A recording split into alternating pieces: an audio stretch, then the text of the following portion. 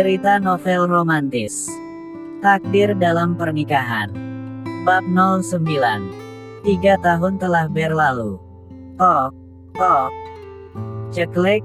Nadine membuka pintu kamar kakaknya sambil melirik dengan menjorok badannya sedikit sambil nyengir. "Permisi Bang Wira. Aku boleh masuk nggak?"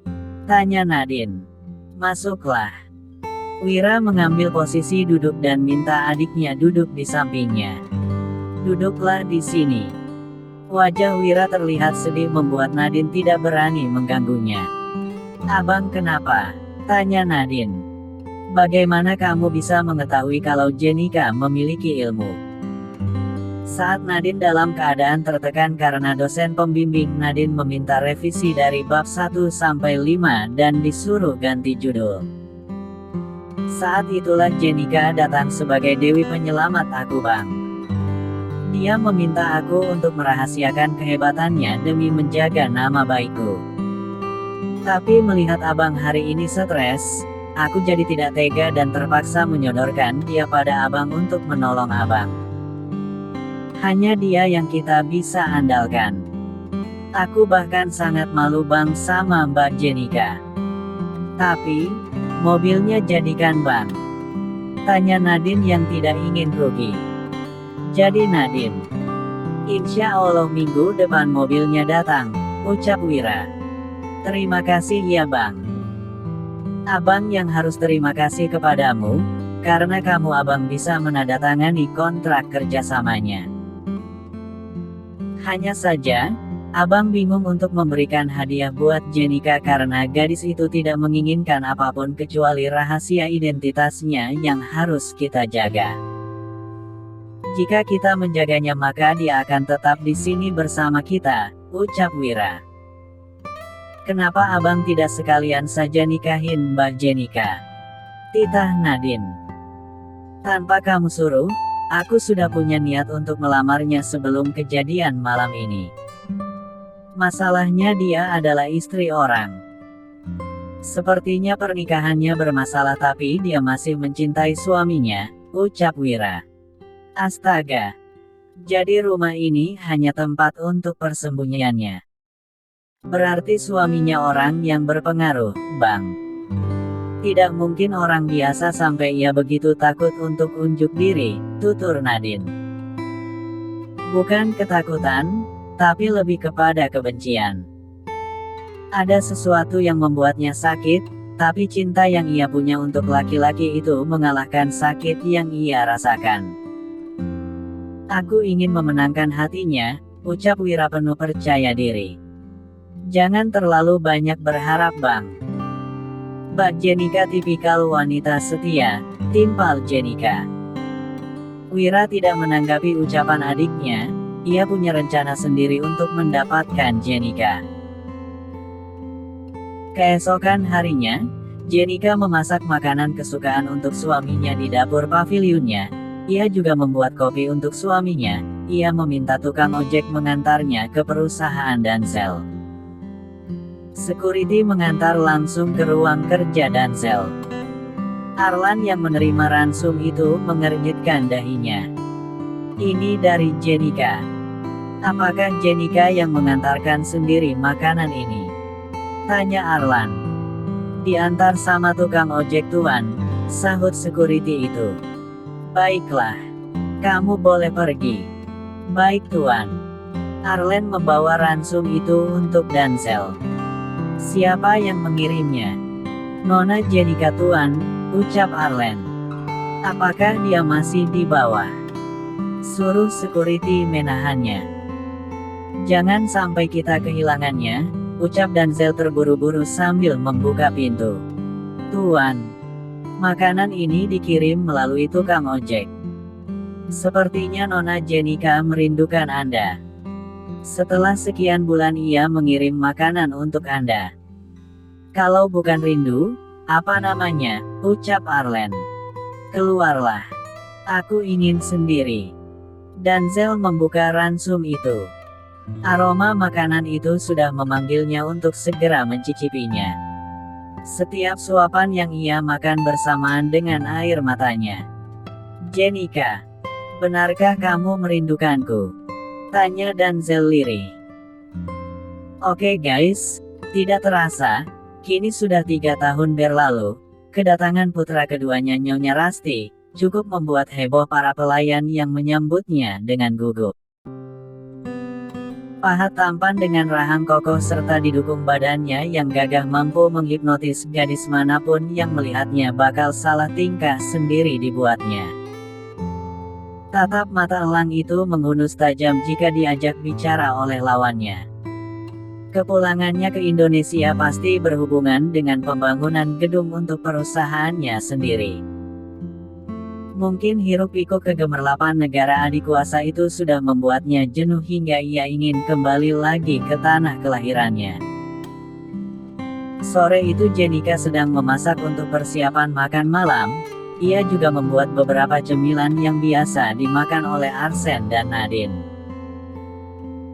Dimsum dan beberapa gorengan yang tercium harum oleh Reno yang menghentikan langkahnya saat menaiki tangga menuju kamarnya lantai 2. Sekilas alisnya terangkat lalu mundur menuju dapur dan melihat seorang wanita bercadar yang tidak lain adalah Jenika. Jenika yang sedang menggoreng seketika menghentikan kegiatan menggorengnya saat mendengar deheman Reno yang sedang menegurnya. Deheman penuh wibawa itu membuat Jenika segera menengok dan membalikkan dirinya sambil memindai penampilan Reno yang terlihat lebih tampan dari Wira. Jenika langsung ingat ucapan Nyonya Rusty tentang putra keduanya yang di Amerika. "Assalamualaikum Tuan," sapa Jenika santun. "Apakah kamu pembantu baru di sini?" tanya Reno penuh selidik. "Iya Tuan. Saya sudah bekerja di sini hampir 3 tahun, jawab Jenika. "Sejak kapan Mami memperkejakan wanita dengan pakaian aneh seperti itu?" batin Reno penuh tanya. "Apakah aku boleh makan gorengan itu?"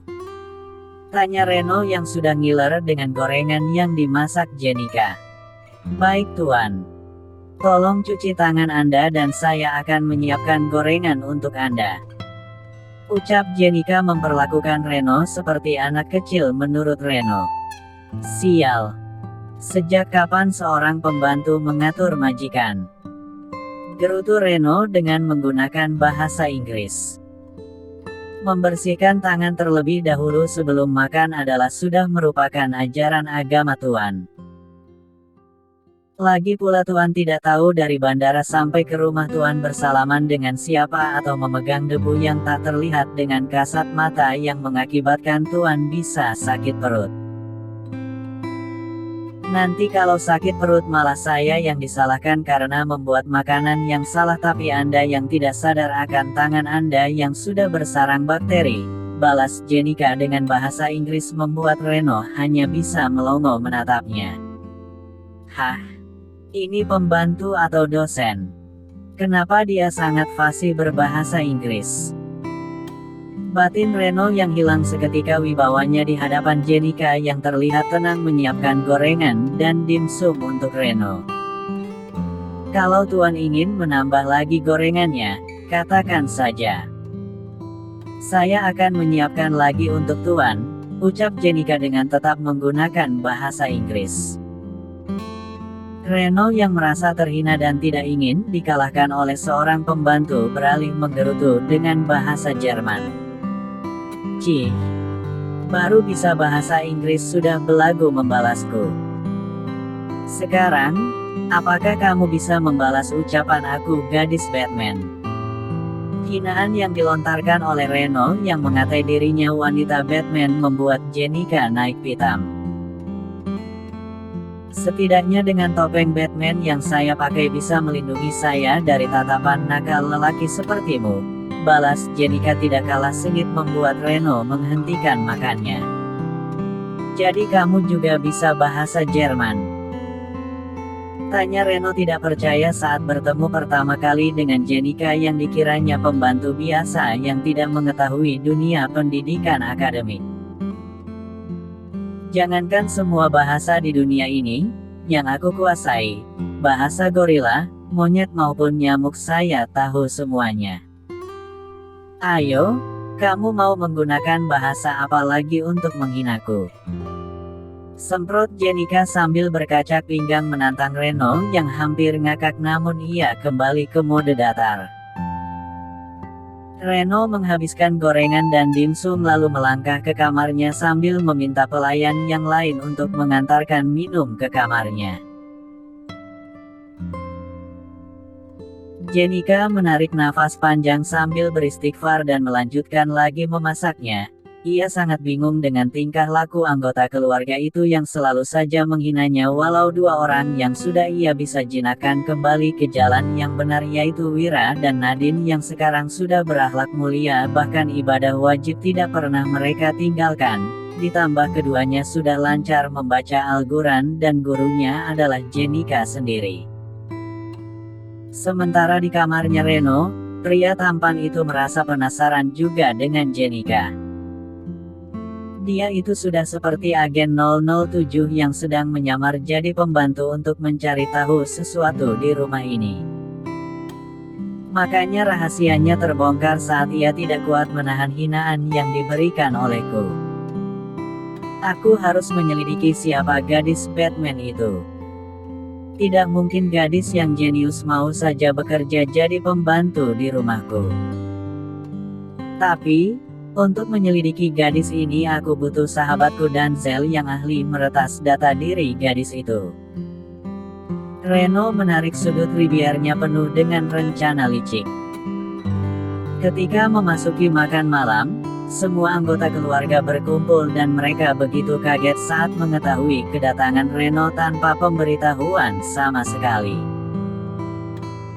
Nyonya Rasti yang sangat merindukan putra keduanya itu hendak berdiri untuk ke kamar putranya, namun Reno sudah muncul di hadapan keluarganya yang langsung disambut Arsen. "Hei Paman!" sapa Arsen yang menyalami tangan pamannya yang langsung mendekapnya. "Ternyata kamu tumbuh dengan baik dan makin tampan saja," goda Reno.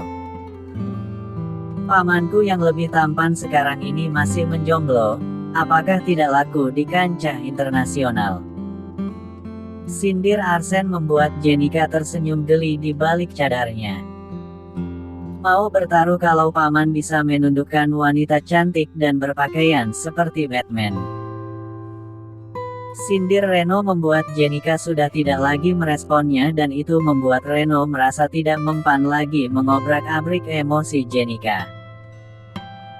Kalau hanya menaklukkan hati perempuan, memang paman jagonya, tapi menjadikan dia seorang istri itu yang tidak bisa paman wujudkan. Sepertinya mereka hanya bersenang-senang dengan uang paman saja tapi tidak serius menjalin hubungan dengan paman. "Jangan terlalu tua untuk menikah paman. Nanti bukan anak paman memanggil nama paman dengan sebutan ayah tapi memanggil paman dengan sebutan opa," ledek Arsen sambil cekikikan. "Cih, kau ini selalu saja menghina paman. Apakah kamu ingin paman buktikan kalau paman bisa mendapatkan seorang istri dalam waktu dekat ini?" tantang Reno. "Kalau perempuan cantik, pasti paman punya banyak stok untuk mendampingi paman, dan kerja mereka adalah berpikir untuk menghabiskan uang paman mempercantik diri dan berbelanja barang-barang branded untuk dipamerkan di antara kaumnya. Tapi, paman tidak akan pernah bisa mendapatkan seorang istri dari seorang gadis cantik bermata jeli, jenius, dan memiliki ilmu agama yang luas untuk membimbing anak-anaknya menjadi hebat seperti mamiku Jenika." Reno yang sedang mengecup pipi ibunya dan mengacak rambut Nadine yang sekarang sudah bekerja di perusahaan Wira, terkesiap mendengar nama Mami Jenika. "Emang Bang Wira sudah menikah lagi? Kenapa aku tidak tahu ya? Mana Mami Jenikamu, Arsen?" "Aku belum menikah lagi, Reno," jawab Wira sambil melirik Jenika yang terlihat diam. "Mami Jenika adalah wanita sempurna yang menjadi inspirasiku suatu saat nanti aku ingin mencari istri sepertinya," lanjut Arsen. "Jenika, Tolong layani putra keduaku makan, karena kita harus menyambutnya yang baru datang dari luar negeri. Ini putra keduaku, apakah kamu sudah mengenalnya, Jenika? Tanya Nyonya Rasti. Bukan hanya mengenal lagi Nyonya, kami bahkan sudah berdebat sengit sore ini.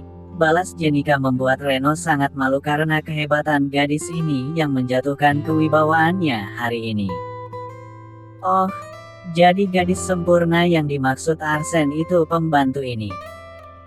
Jenius sih iya, aku sudah membuktikannya tapi, cantik. Sepertinya nggak mungkin deh si wajah Batman ini cantik. Batin Reno sambil tersenyum sinis hampir tak terlihat menatap bola mata bening milik Jenika. Lanjut ke bab 10.